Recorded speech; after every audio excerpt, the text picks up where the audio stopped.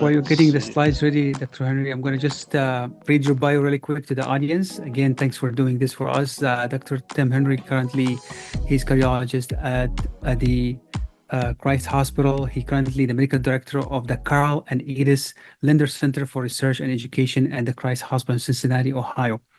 He served as a chief of cardiology at Cedars-Sinai, UCLA from 2013 to 2018, and director of research at Minneapolis Heart Institute Foundation, Abbott Northwestern Hospital, and from 2001 to 2013.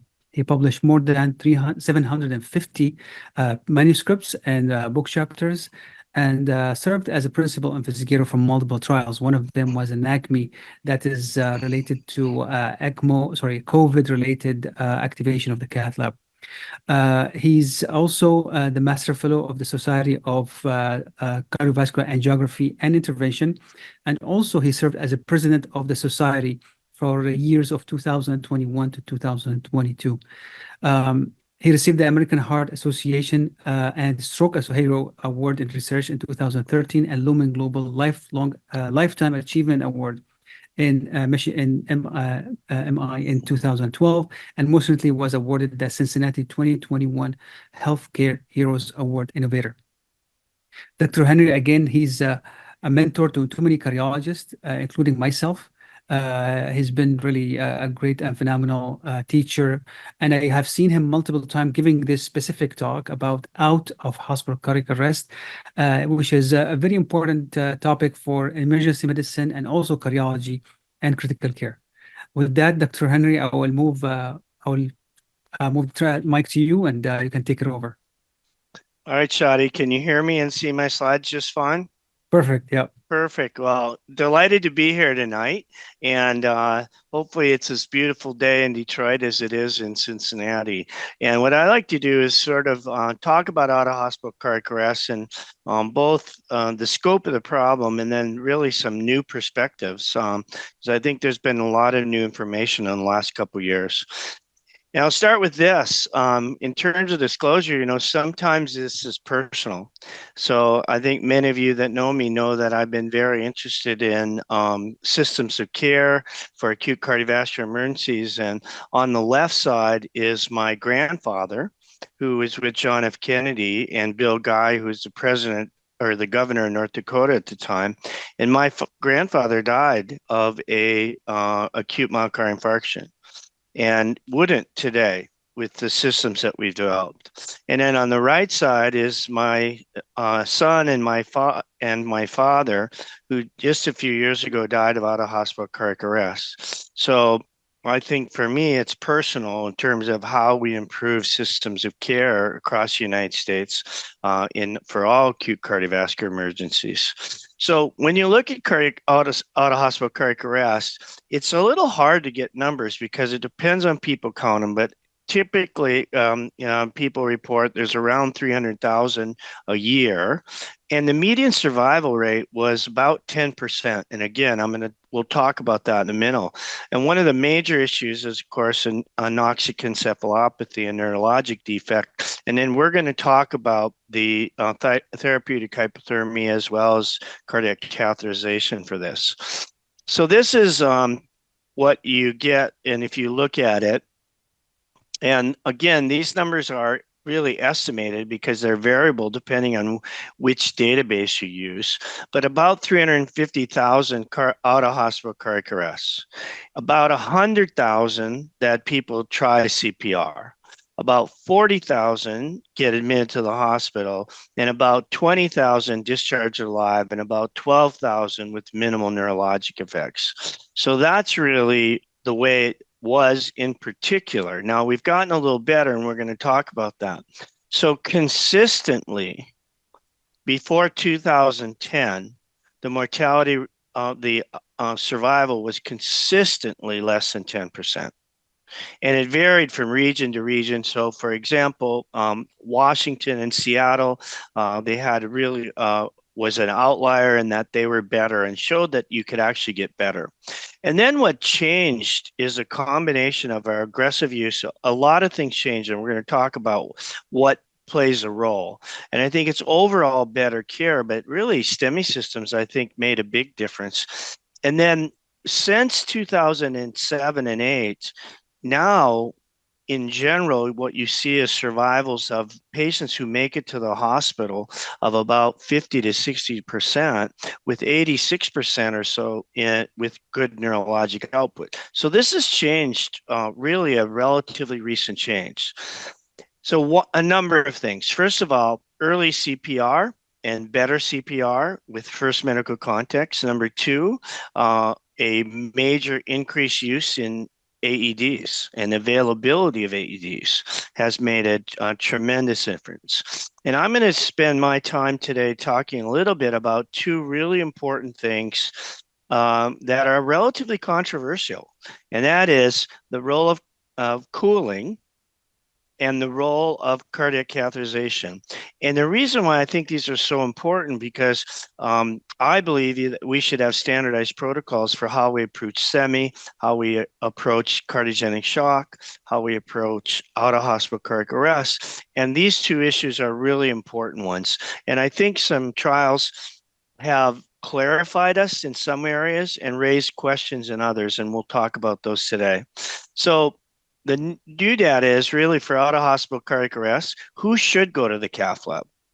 And I think that's an important issue. And number two, therapeutic hyperthermia. Should we do it? How cold should we do it? And when should you do it? And then third, what about the patients that have no return of spontaneous circulation? Are they really dead, right? These are the patients that you would stop CPR. So these are the three areas that we're going to talk about with the evidence on new data. So what happens? So when you have an out-of-hospital cardiac arrest and you get ischemia to the brain and you get calcium shifts, mitochondrial dysfunction, and that triggers oxygen-free radicals. That triggers a inflammatory cascade, and it's sort of cell death and a disruption of the blood-brain barrier with its cerebral edema. When you get reperfusion, just like in the myocardium, you have this issue of reperfusion injury. And one of the theoretic reasons, and lots of preclinical data, show that hypothermia lowers the metabolic rate, decreases oxygen consumption, and prevents this really deleterious cascade of events, including cerebral edema and with the oxygen-free radicals. Important points is that I think many of you will know the CPC score, but one of the key things in the trials is to understand the Glasgow Coma scale and the CPC. So CPC 1 is really normal, good, or close to normal cerebral function. 2 is moderate cerebral disability. 3 is severe. 4 is coma, and then 5 is brain death. And really, CPC 1 is ideally what we want, but you want to be CPC 1 or 2 for sure. 3 through 5 are really not good outcomes. Now, if you look at the guidelines from 2013, the guidelines said hypothermia should be started as soon as possible in comatose patients with STEMI and out-of-hospital cardiac arrest. And the guidelines said that there should be immediate angiography and PCI in the patient with STEMI. So that's where it was, and we're going to talk. Why about that? Why is that? When you look at out-of-hospital cardiac arrest, there's a lot of pathology studies that show that 50 to 70% of patients have a ruptured plaque or acute coronary syndrome. Now, this, again, very much depends on which patient population that you are looking at.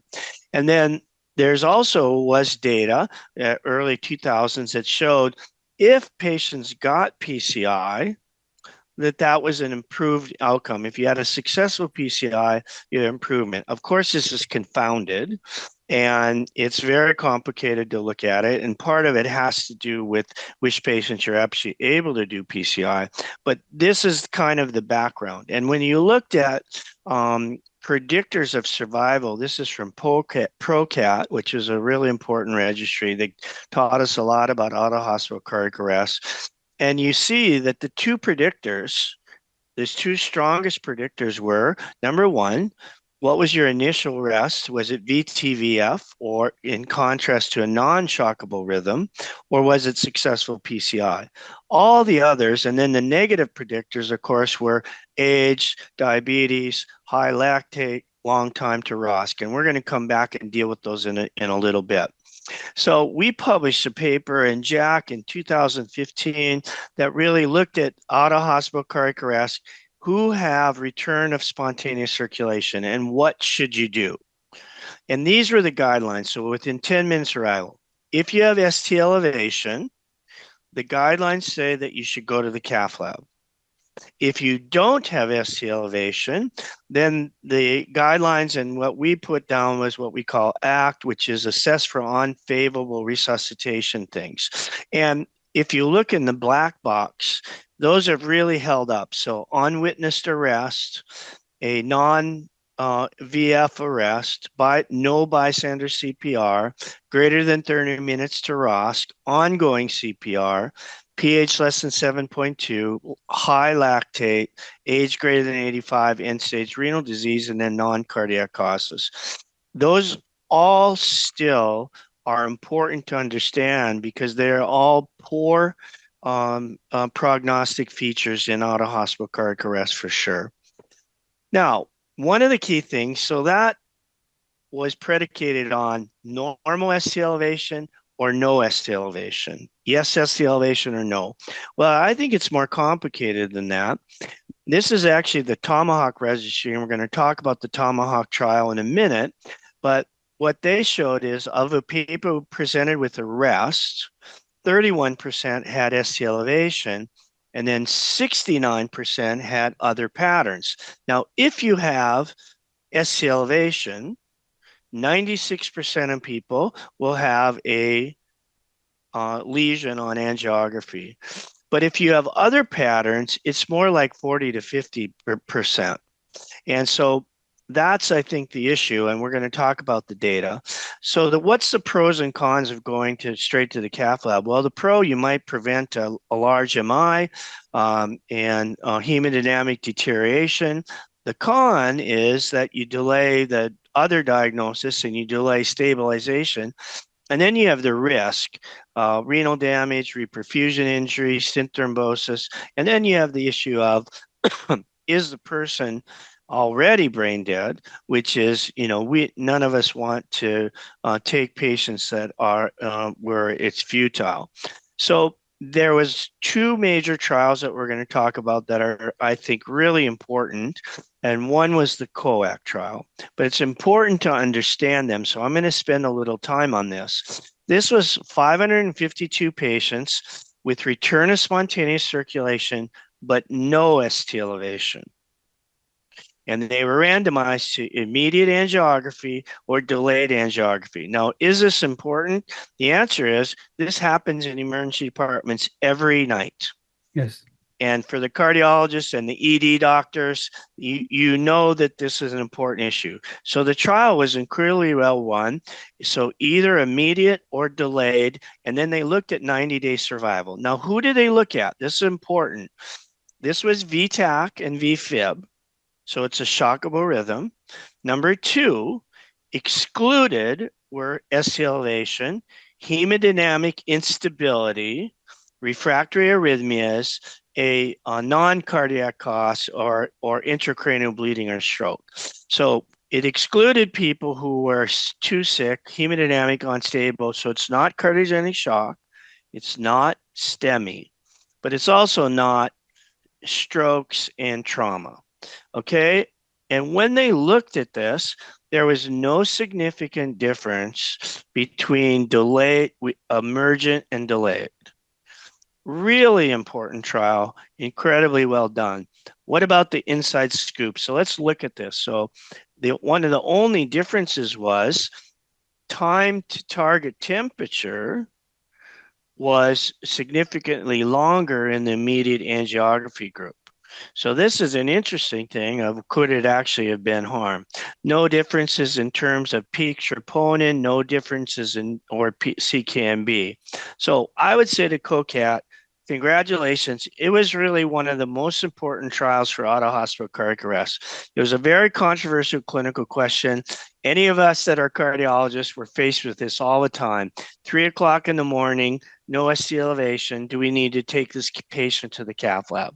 Challenging design, and they actually got it done with enrolled people. It's really the first randomized trials, and then there's more to come, and I'm going to show you Tomahawk. So what about the issues? This issue about ST elevation or no ST elevation, we call it that way, but in real life, we've looked at it, and it's really not binary.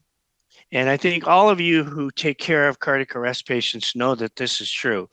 In our data, about a third have clear-cut ST elevation, about a third have clear-cut no ST elevation, but a third have post-cardiac arrest EKGs and wide complex, atrial fibrillation, tachycardia, that I would challenge any of you really honestly to tell me, is that ST elevation or not? You can't tell.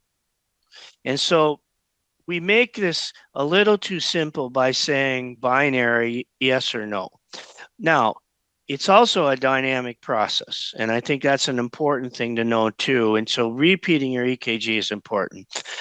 So what about the criticism? Was the mortality lower than we expected? So this was 67% survival, and some people have said, well, that's doesn't make sense, right? Well, actually, I think it does make sense. And this is important of the interaction between cardiogenic shock and cardiac arrest. Remember, these were not cardiogenic shock patients. And it's really consistent with our data. This is our STEMI registry from about 6,000 patients. And if you look in the second column, which is cardiac arrest, but no cardiogenic shock, well, mortality is about 25%. And also true, if you had cardiogenic shock just by itself and no cardiogenic shock and no cardiac arrest, your mortality is about 26%. But if you have both, you have a mortality that's about 50%. So this is, I think, a really important issue. Was this a heterogeneous population? Because I think people point that out, raise that question. Actually, it was really good because they excluded STEMI, they excluded Dr. Henry, I hemodynamic. think we lost your audio. Oh, you did? I can see you and see your slide, but I cannot hear you. Are you there? Hold on. All right.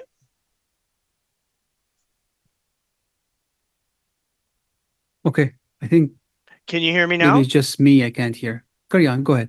All right. All right. So I can hear you just fine. So anyway, but it was very Go ahead, homogeneous. yeah, we can hear you now. Okay, and it allowed us to test the hypothesis, I think, well. So these are 65-year-olds, witnessed arrest. Thanks for the There audience. was what? You got me? Yeah, we can hear you. It's okay?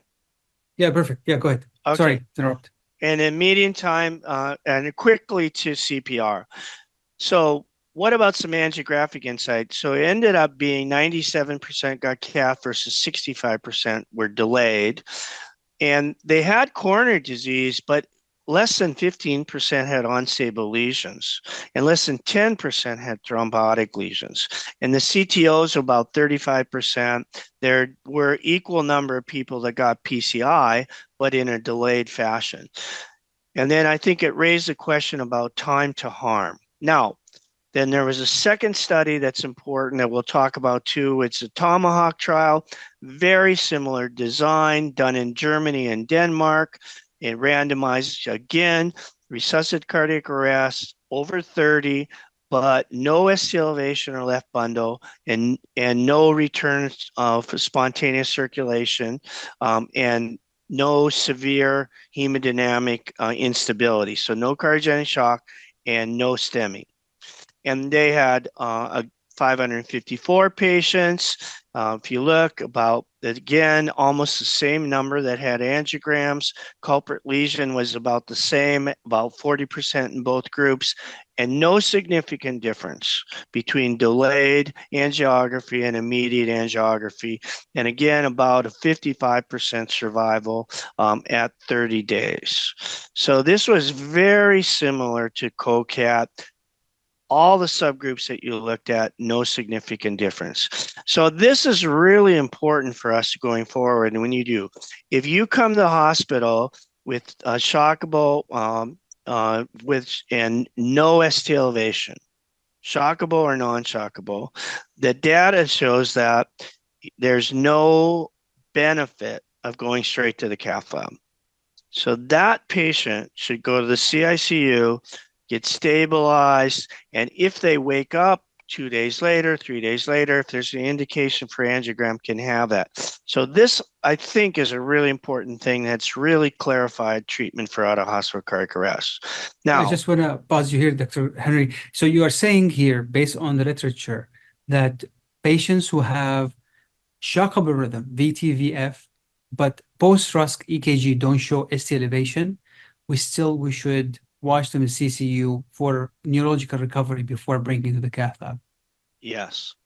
Oh, okay. And I think that's a really important thing. This Yes, is about 35 or 40% of our out-of-hospital cardiac arrests. correct. And I think it's always a dilemma at 2 o'clock or 3 o'clock in the morning. It's a dilemma at 2 o'clock in the afternoon. And this question now, I think, has been really well solved. Now, that's not true for STEMI, and that's not true for hemodynamically unstable patients, where I think you're in, and we're going to come back to that in the future. Okay, so and I think this is the issue with Sky Shock. We show that the Sky Shock classification has really helped us. It shows that one of the most important modifiers for cardiogenic shock is whether or not you have cardiac arrest. And if you look at every stage of Sky Shock, if you have cardiac arrest, stage A through stage E, it markedly increases your mortality. So there's this interaction between cardiogenic shock and cardiac arrest. All right, let's shift to cooling. So I think that helps with angiography. What about cooling? So cooling's been around for a long, long time, back to the 1800s, really Hippocrates for before Christ. So in the 450 BC showed that if you pack people in slow, they did better. Lots of studies in the early 50s and 90s that showed that showed benefit in preclinical models with cooling. And then in 2002, there were 2 randomized trials in the New England Journal, the Haika trial and the Bernard trial. Both of them showed significant improvement. Now, what was this? So look at the Haika trial. 3,300 patients, and they end up randomizing 137 to hypothermia and 138 to normal thermia. And then they saw a significant difference in survival, 36% mortality in the normal, or 36% survival in normal thermia, but 53% in the hypothermia. And the Bernard trial, very similar. So these trials, both positive, both small, and at 6 months, it showed it better. That led to guidelines that said that we should do hypothermia, better CPR, more defibrillator, but a class 2A recommendation for hypothermia. Now, that then led to a whole series of trials, and I'm not going to go through them all, but I'm going to talk about the TTM trial, so the Targeted Temperature Management trial. And initially, the trials looked at, should you go to 36 degrees or 32 degrees, and there was no difference. And the TTM trial, 1,850 patients, published in the New England Journal in 2021, and showed death at 6 months. Now remember, all of these patients did get targeted temperature management, but the difference was 33 degrees versus less than 37 degrees, which means no fever. Mhm. And there was no significant difference between, and in fact, there was a little bit high arrhythmias in the hypothermia. So in contrast to the angiograph trials, I think the TTM trials have raised questions about what we should do. And this is the data. It shows clear cut that there was a difference between the normothermia group and the hypothermia group, and no significant differences in mortality. Not even close. And if you look again, the higher arrhythmias. Now, there is some data with cardiogenic shock that shows that cooling the patients with cardiogenic shock, the moderate hypothermia, do a little bit better with a p-value that was close to statistically significant. So I think this whole issue of cooling, in my mind, is really questionable. Um, Certainly, I think targeted temperature management to 36 degrees is, I think, what most people would do right now. Prevent Mhm. fever, but no necessarily to go to 32 or 33 degrees. Now, what about non-shockable rhythms? Because some people thought non-shockable rhythms, the cooling is even more important. And there was just a meta-analysis of two of the large trials that really show that's not true. But notice one difference. The survival rates in the shockable rhythms are 50 to 60%. The survival rates in the non-shockable rhythms are 20%. Mhm. And that's a really big difference. So when you deal with this thing, okay, now we're going to shift and we're going to a third really important area that with brand new data in the last 2 years, and that is what about no ROSC?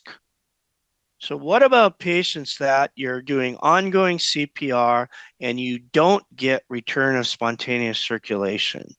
Then what do we usually call these people? You know what, Chadi? These are people who are dead Yeah. because you're going to stop CPR and they die. So very novel. Demetrius Yiannopoulos at the University of Minnesota. I really applaud Demetrius, a good friend of mine, who pushed this forward and said, well, what about if we take these people in full arrest and do ECPR or ECMO and go straight to the cath lab. And they did a preliminary trial, not blinded, and it showed half of the people survived in contrast to only one. And so then what they did is, and it's very clear things. These are VTVF is initial rhythm. They do a clear-cut standard CPR, including amiodarone. The time to the cath lab has to be less than 30 minutes and have clear stopping rules. And it's a very selected group of patients. But they then did a randomized trial called ARREST. And the ARREST trial was published in Lancet in 2020. This is the out-of-hospital cardiac arrest with no return of spontaneous circulation, early ECMO, or standard CPR. And these were the results. The study stopped early because they had a survival rate of 45% in the ECMO arm and 0 in the other arm, which is what you'd expect. If you stop CPR, it's going to be 0. And this is a really important issue, but I will start by saying it's not simple. This is what the patients look like. It's super challenging. And I think this is really not as much at a hospital level, but this is a community level. So this would be in Detroit. Are we going to have a plan to do this? And it's very selected. So who are these patients? This is the 40-year-old postpartum woman who has a pulmonary emboli. This is the 55-year-old patient who has a very large anterior infarct. Most cities that have done this have a cutoff of age of 75 or 80. They don't take elderly patients. They also have a cutoff of lactate. They also have a cutoff of no end-stage renal disease. So, but it is tantalizing because these are patients who you would stop CPR, and Demetrius has shown us twice that the survival rate could be 50%. So it's something to think about. So the last thing I'm going to talk about is what about systems of care? We wrote this paper a long time ago that said, is it time for a national cardiovascular emergency care system? I think it is. We clearly haven't gone that far. I think we need standardized protocols, not just for STEMI, but for out-of-hospital cardiac arrest, cardiogenic shock, all cardiovascular emergencies. And so we published this in the scientific statements in American Heart Association, and clearly say that we should have shock centers, arrest centers, and standardized protocols for how we treat these. Did it matter? Let me show you some data, really quick data from Minnesota. We put standardized protocols in the state of Minnesota. The STEMI system, the PCI center was in Minneapolis. 60 miles away is the blue circle, 210 miles away is the red circle. And that's a long ways. That's almost to Chicago for you, Chadi. It's a long, it's a long ways. And we had standardized protocols for the STEMI. And then what we did was we did all of these acute cardiovascular emergencies and had standardized protocols. And our data for cardiac arrest was this. If you had STEMI, your survival to hospital discharge neurologically attacked was 66%. And it was, which I think is really good. If you look just by the SRI rhythm, we're very similar to the national data, 63% if you were VF for all arrests, and PEA was 26%. But this is evidence of why you take STEMI patients to the cath lab. The other important point was whether you got transferred in or you came to the PCI hospital, no difference. So you can easily set up systems of care that do this. And I think in Detroit, you guys have done a really good job of that, quite frankly. Okay, so what should the standardized protocols be for out-of-hospital cardiac arrest in 2024? What about the therapeutic hypothermia? I'm not sure. I think you should do temperature management to prevent fever, but whether there's benefit from going 32 to 33, it doesn't look like it. What about cath? I think you need to take people with STEMI straight to the lab, and I think you need to consider people who are hemodynamically unstable. But if you're not unstable and you have no ST elevation, you don't need to go. And what about no ROS patients? Not for the faint of heart, but I think this is a community-wide issue that people should discuss from community to community. So why is this all important?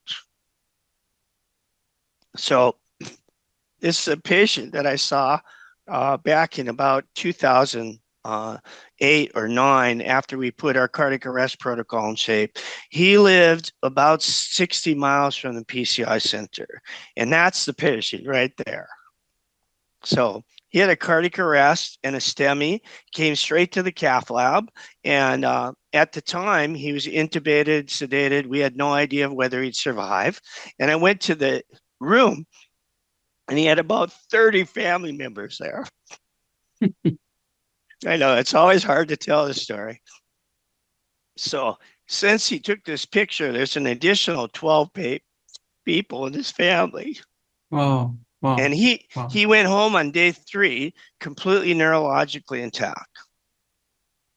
And so that's why we do it, because it makes a difference in people's lives. And I'm going to end with a couple slides about the SKY document and the recent AHA document that show this is really what we've talked about. I think this is a great document to look at that was published in CCI, the SKY consensus statement.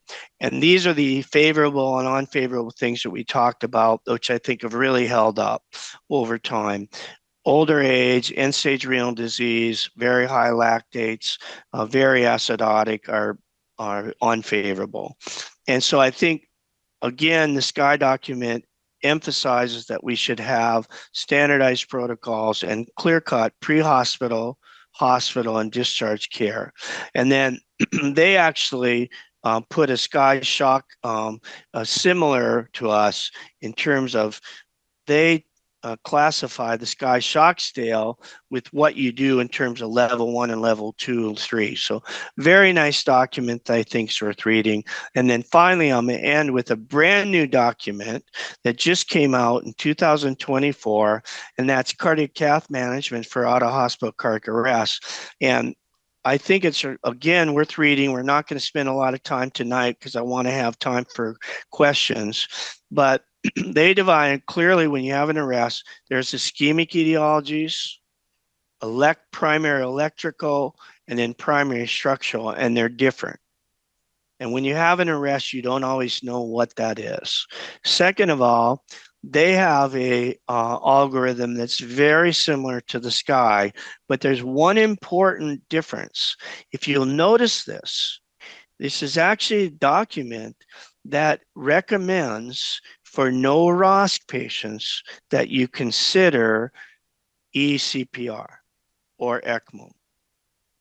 And I think it's fascinating that this is actually a recommendation for ECMO for mechanical circulatory support. And this goes out in emergency departments and cath labs across America. So this is, I think, worth discussing. And are we ready for this or not? And is this really what we should do?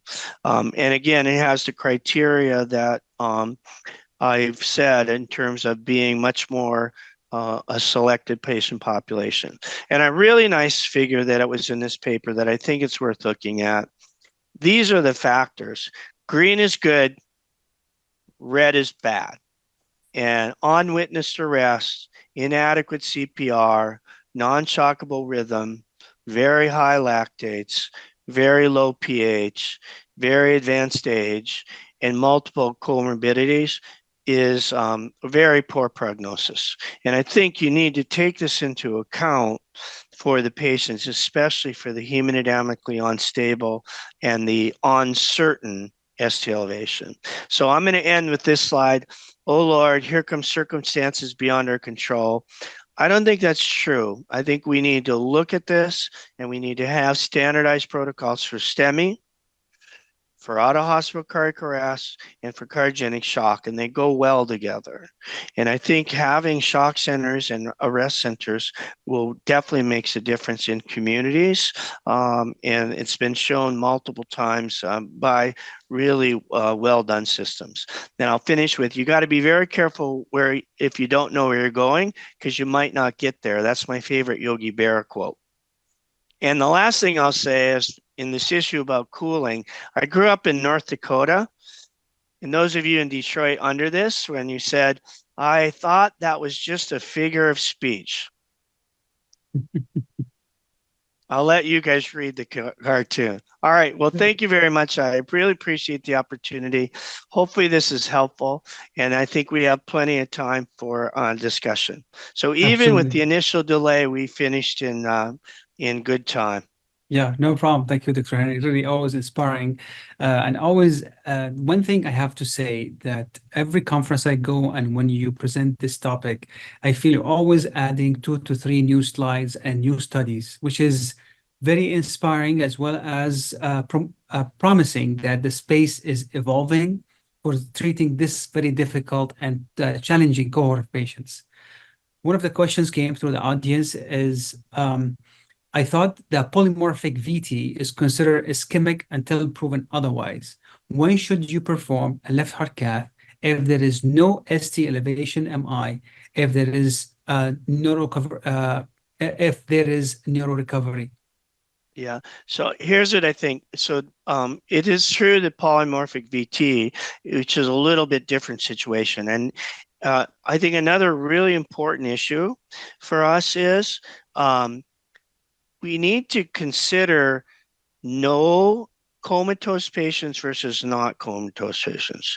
If Right. you have polymorphous VT and I shock you and you wake up and you're normal, that's the same as if you didn't have an arrest.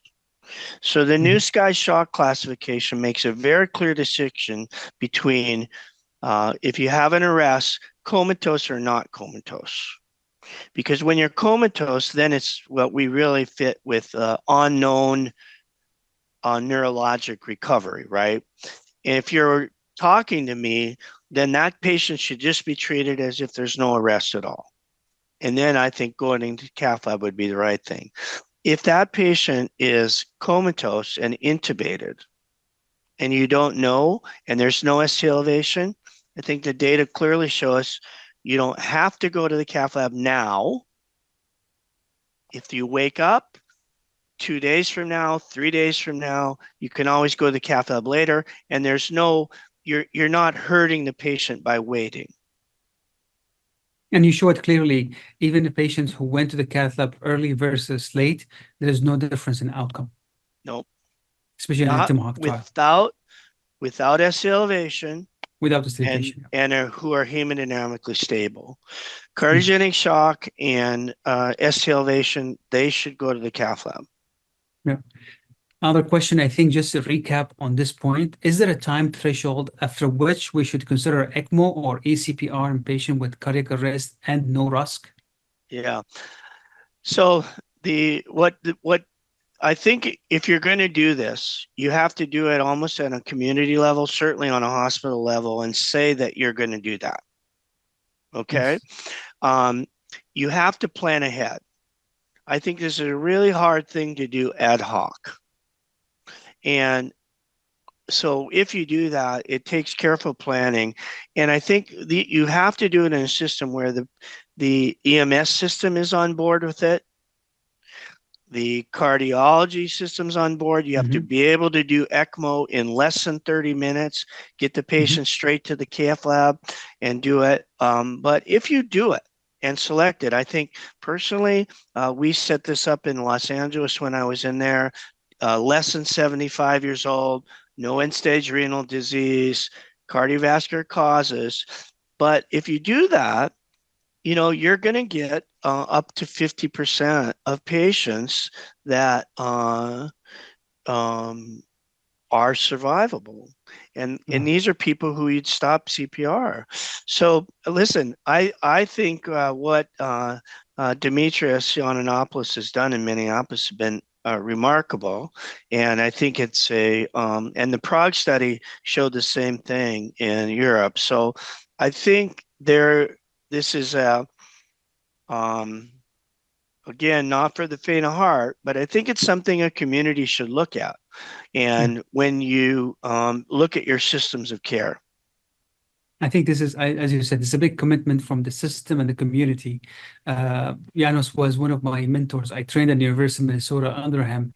But as you said, to apply what he is putting together can be really challenging in other communities and other sites.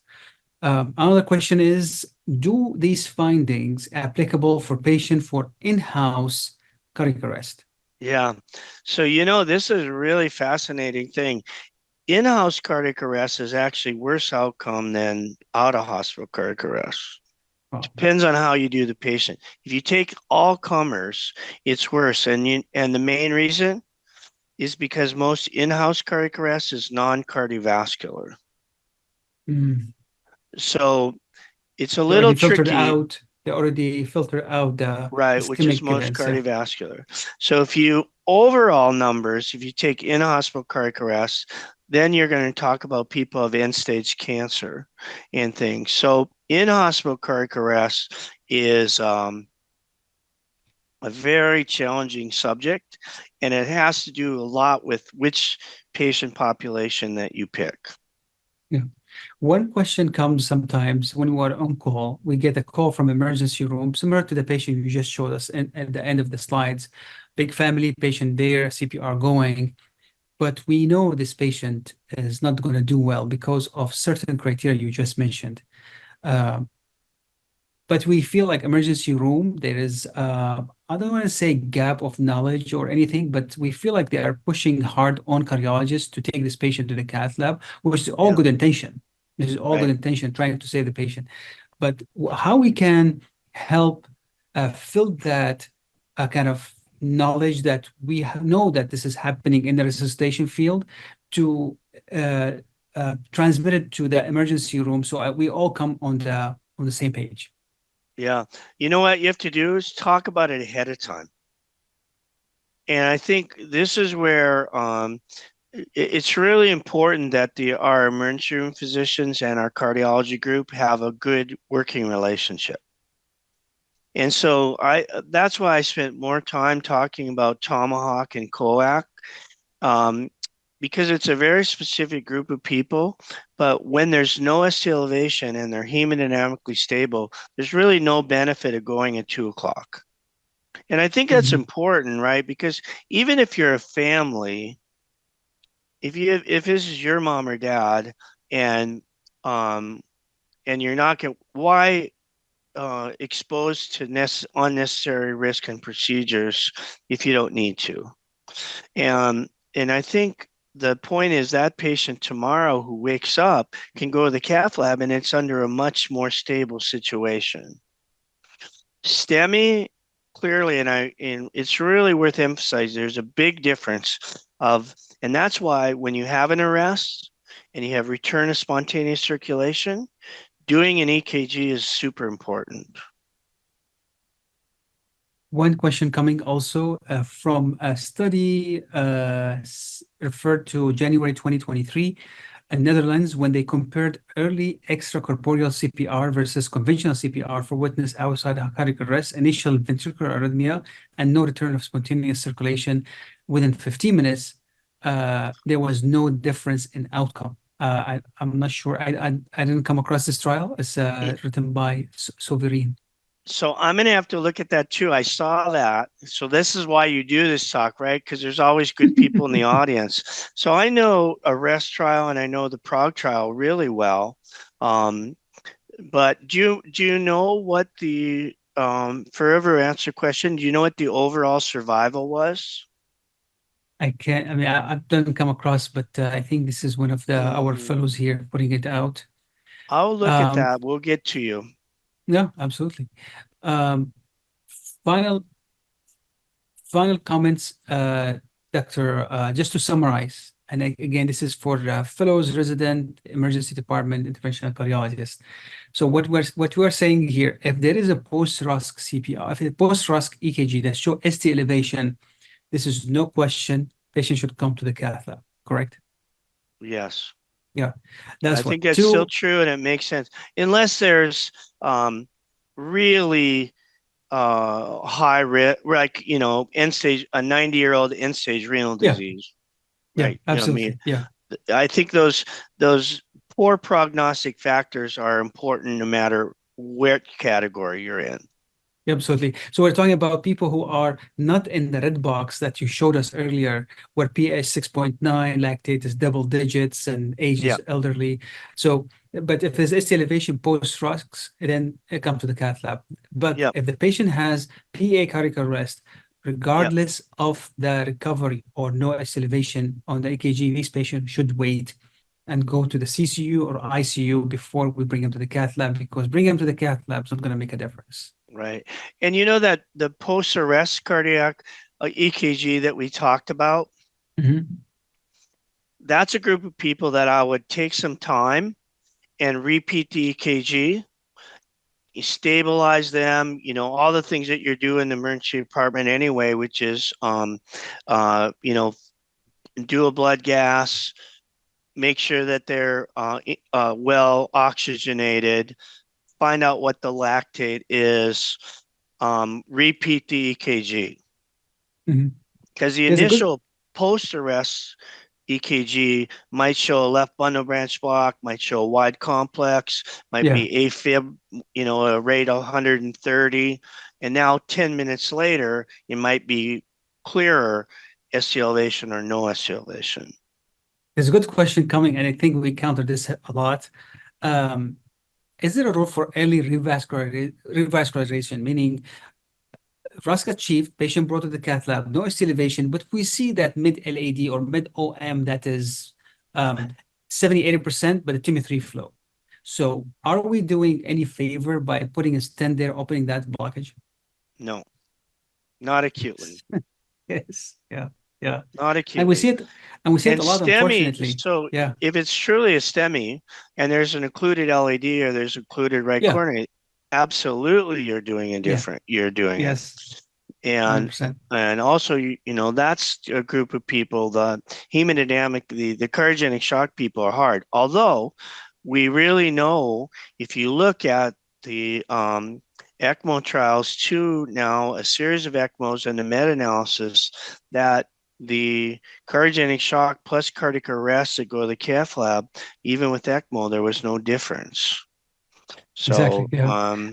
I think that's answered the next question from Ankit, asking about for outside hospital cardiac arrest, STEMI with shock. So patient coming with STEMI and shock, you show us this graph, nice graph, how the patient mortality goes up by having arrest with shock.